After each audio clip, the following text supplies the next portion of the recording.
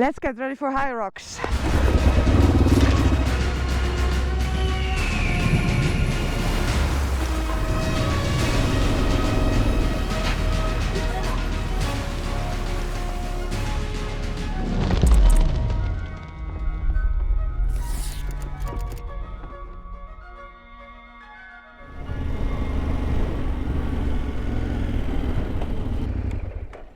Good morning internet, it's 10 o'clock in the morning and welcome back to the channel. Welcome to the Netherlands. You can see there is a windmill behind me.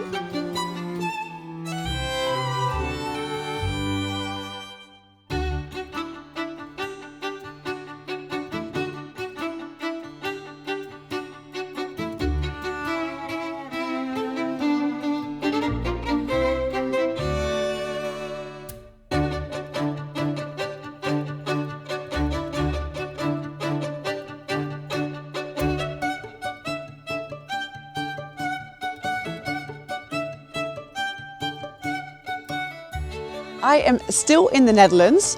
If you haven't watched the previous episode, maybe do that. That will explain a lot. But I am going back to Mongolia soon, but not yet. It is still a little bit too cold in Mongolia. So I'm doing a couple of other things now that I am in the Netherlands. And I am now on my way to the north of the country, where I'm going to be competing in a Hyrox. If you don't know what a Hyrox is, don't worry, I will explain everything later. But I thought, okay, I'm going to a part of the country that I also don't really know. So I thought this is a good opportunity to show you a little bit more of my country. Because the last time I really kind of toured around the Netherlands, that was during COVID when I couldn't go anywhere else. And the bike that I'll be doing that on is this beauty behind me. So this is my ride, a 2026 T7 from Yamaha. Because Frankie, my Yamaha XT600Z, the old Tenere, is of course still in Mongolia. And then I thought, you know what, let's kind of make this bike into a little bit of a thank you to some of the brands that have been supporting me for a very long time. So that's why I decided to wrap the bike with my two main sponsors, which are Revit and Moskomoto, who have been supporting me for over 6 years now.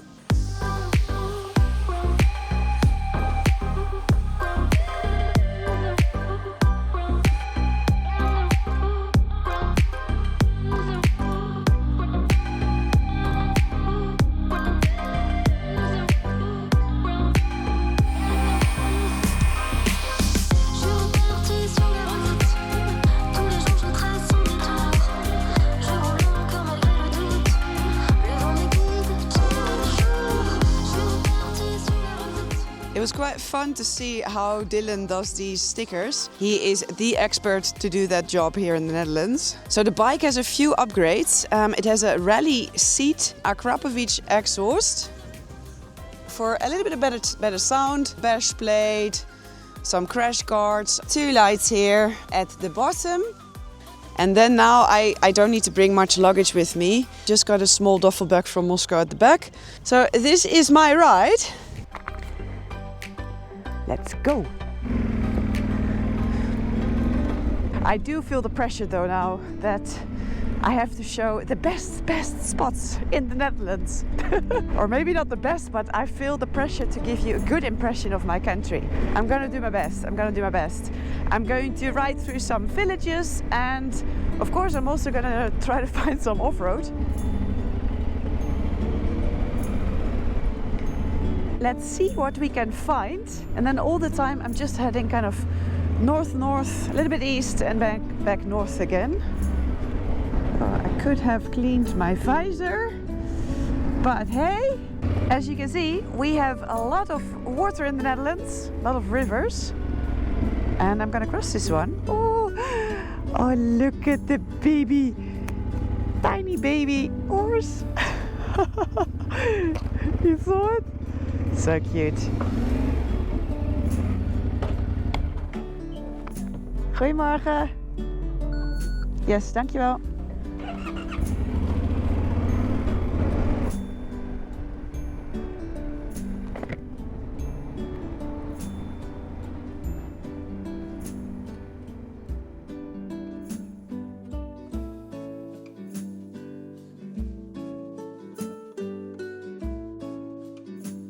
There we go.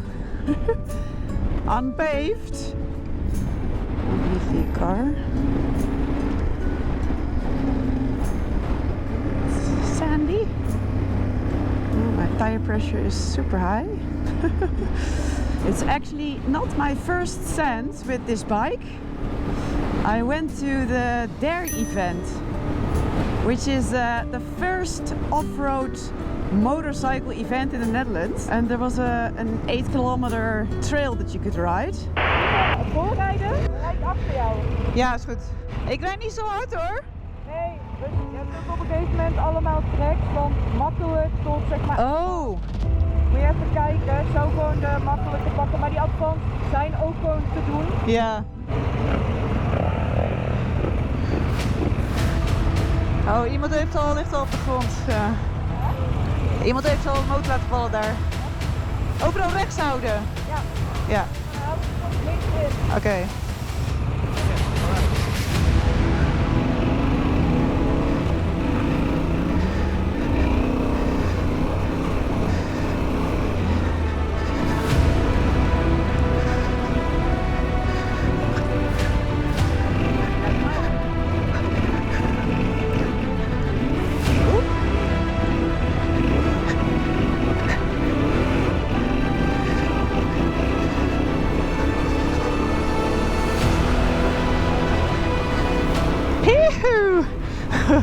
Oh, it's so sandy.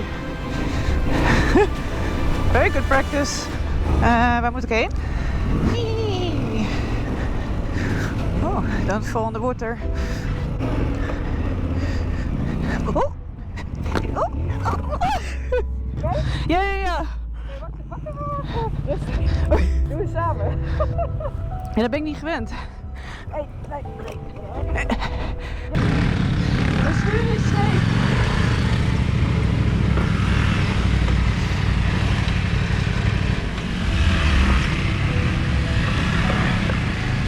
Heel steek.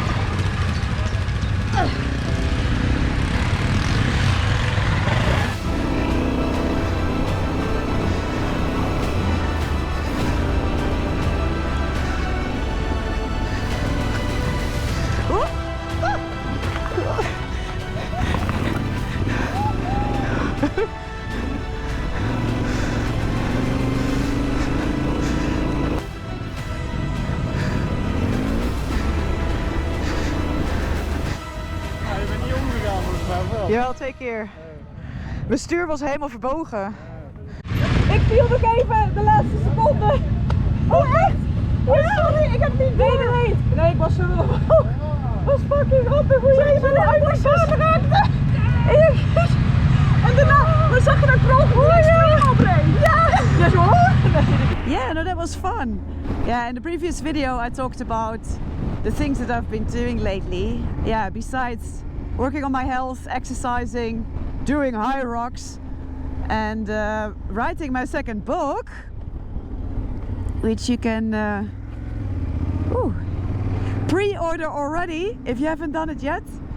Everybody who has pre-ordered the book after the last video, thank you so much. Is this a road? Yeah. Just remember, if you pre-order it, you'll get a signed copy, both Dutch and English versions of my second book. Besides that, I've also done a podcast with Dai Carter, which was also really fun to do. Waarom Afghanistan? Ja, het was het enige land in die regio waar ik nog niet was geweest. Ah, kijk, oké, simpel. Heb je ook een exit-strategie bedacht van oké, stel je voor dat dat gebeurt of ze gaan voor me rijden, blaas je dan weg met die motor? Nogmaals, zolang ik op mijn motor ben en zeker als die rijdt, dan voel ik me best wel veilig en heb ik altijd het gevoel, ik kan nog alle kanten op. Where am I going? Yee-hoo! This is nice. And what else have I been doing? I've been catching up with friends. I've been dancing with friends.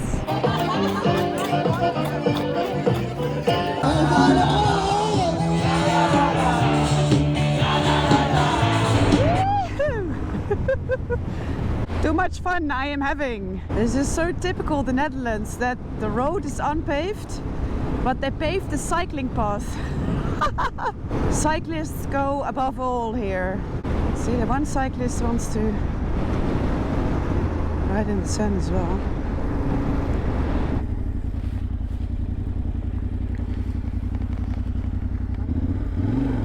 These are some big horses, eh? Hello! Bunch of old people inside.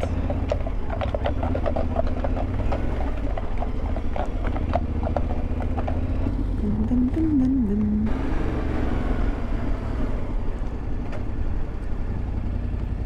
This way.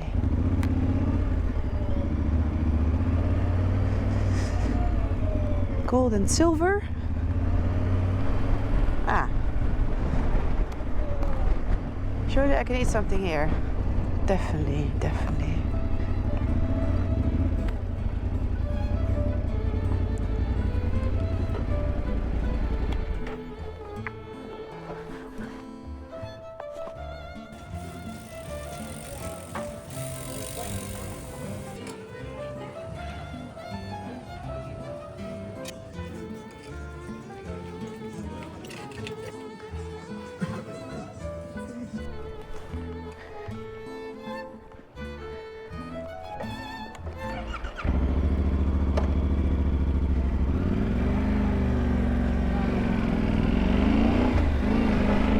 That was very nice. Let's go in here. Why not? Let's continue. I am making no progress. Look at this. Pretty, right? Oh, it smells so strong. I mean, we may not have the incredible off-road endless plains of Mongolia. We do have very cute towns. You have to agree with that. It's prettier than Ulaanbaatar.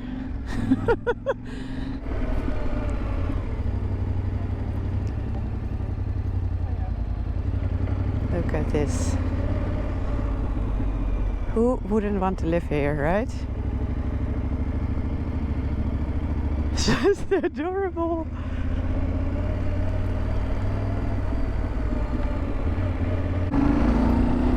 Up, up. Oh, that's a cool thing.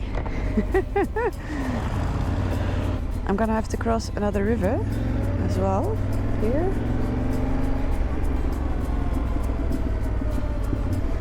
Oh, I can just catch it.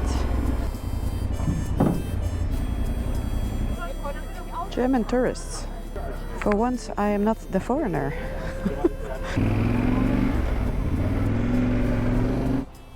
Huh? Nee hoor. Rijdt u niet aan de verkeerde kant van de weg? Ja. Nooit.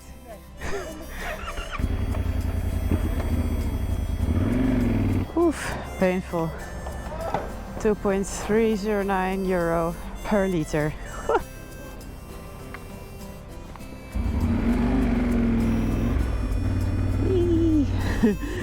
You can't see it, but it's sand.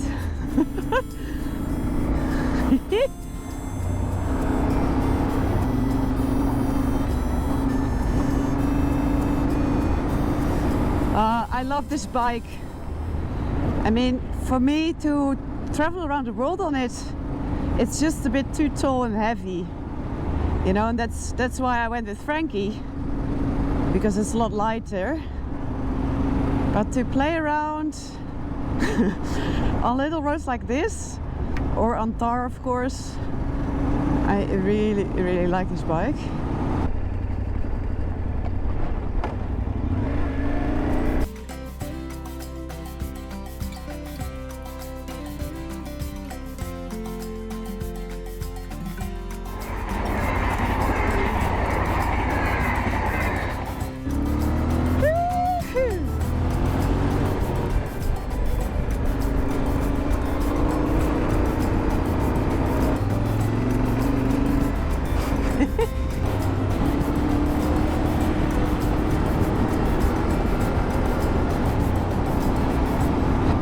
No room for error. Oh. Dankjewel. Hallo.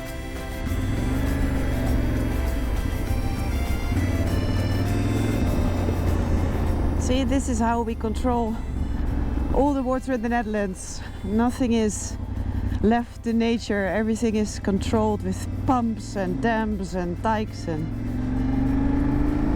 everything that we can think of to manage the water.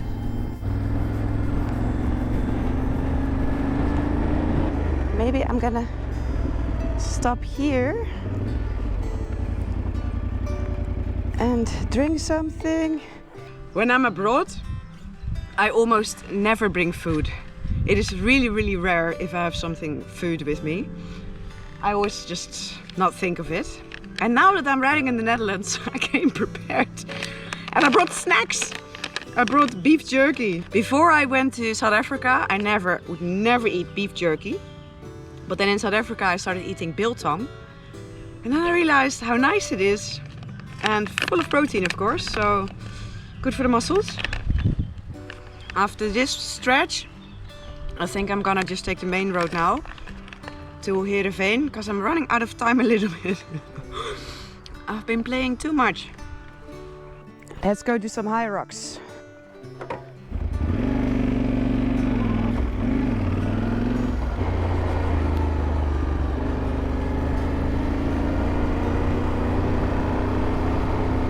Ah, there it is.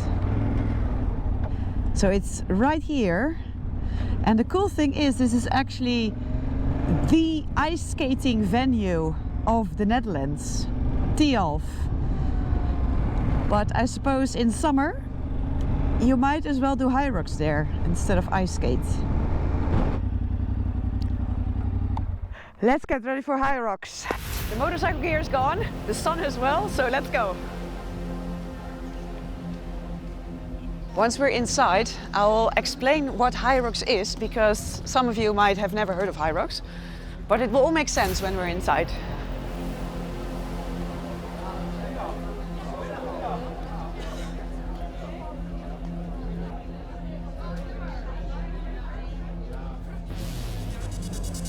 Dankjewel. Is het je eerste Hyrox? Tweede.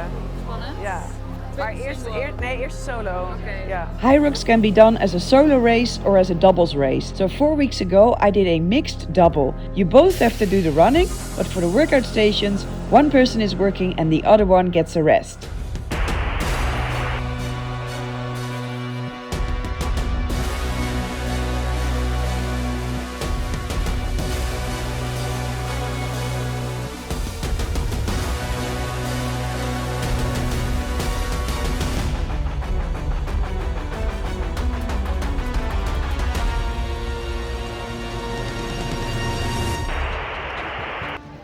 Ja. Super, veel plezier. Top, Succes. dankjewel.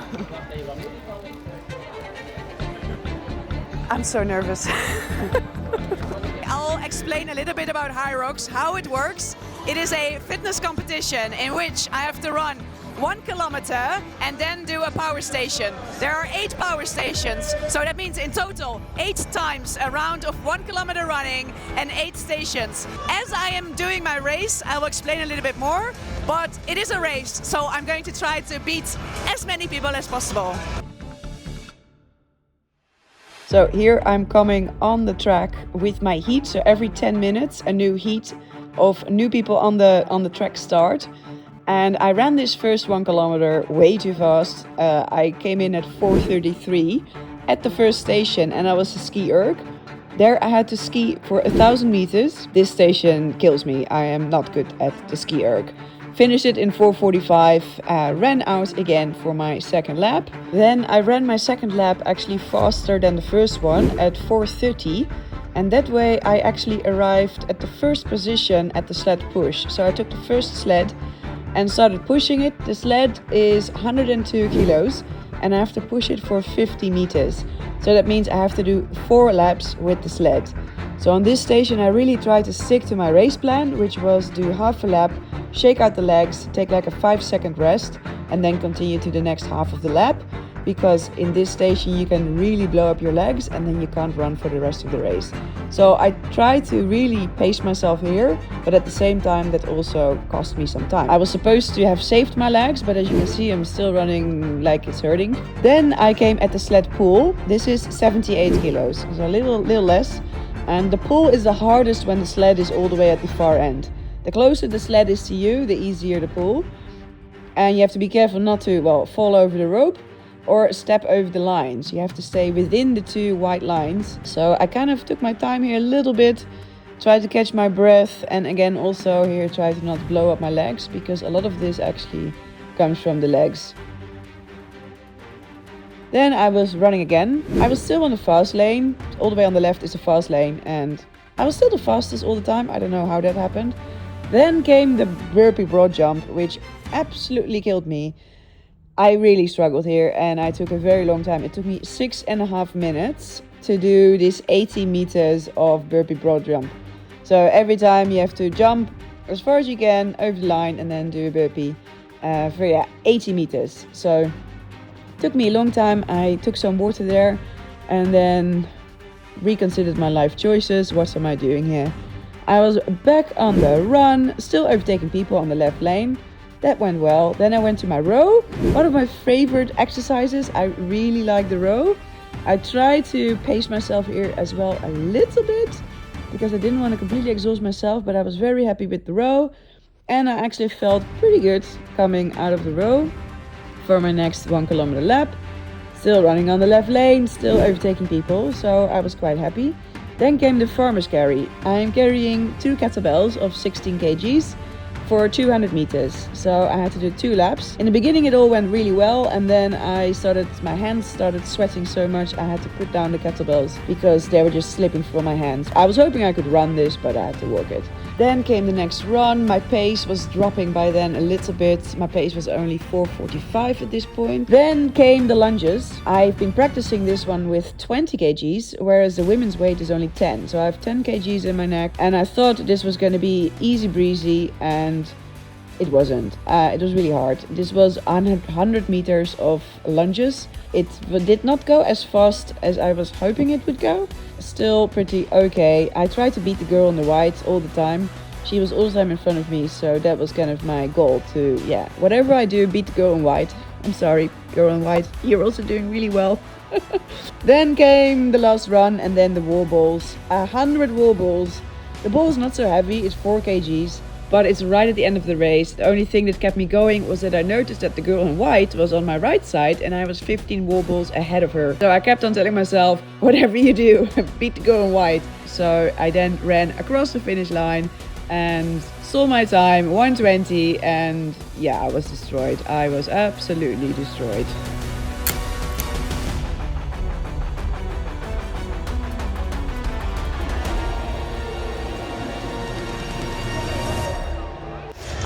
I got it. My time was 1:20.47. I'm a little bit disappointed because I was hoping to get a sub 1:20. But I gave it my all. The wall balls absolutely destroyed me. I was so tired by then. It was super tough.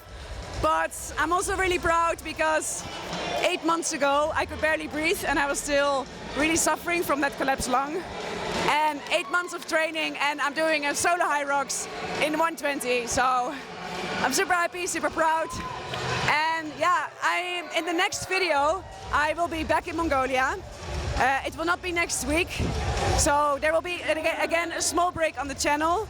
I don't know yet for how long, but just so that you know, as soon as I can, I will start posting again from a motorcycle from Mongolia. So that was it for today. I really hope you liked this video. If you did, please give me a big thumbs up, subscribe down below, and then I'll see you in the next video.